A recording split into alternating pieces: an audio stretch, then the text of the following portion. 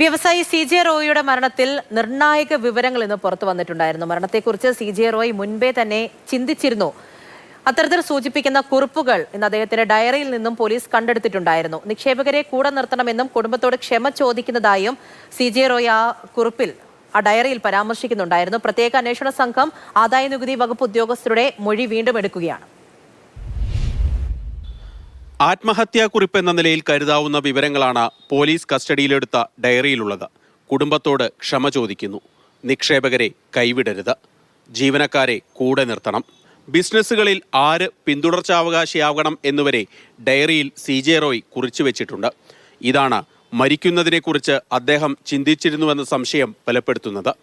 ജീവനൊടുക്കുന്നതിന് മണിക്കൂറുകൾക്ക് മുൻപ് തുടർച്ചയായി 3 തവണ റോയ് വിളിച്ചിരുന്നുവെന്ന് സഹോദരൻ പറയുന്നുണ്ട്.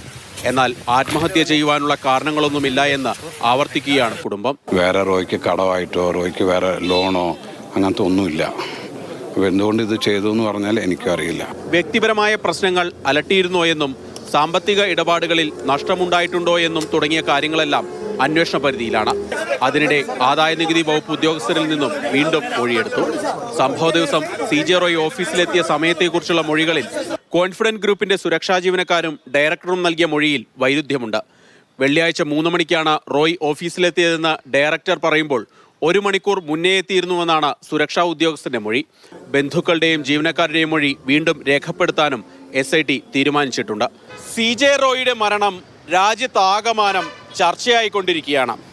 മരണം നടന്ന് 4 ദിവസം പിന്നിടുമ്പോഴും ദുരൂഹതകൾ അവസാനിക്കുന്നില്ല. ബംഗളൂരുവിൽ നിന്നും ഷാജു ചന്തപുരയ്ക്കൊപ്പം KB ശ്രീധരൻ, മാതൃഭൂമി ന്യൂസ്.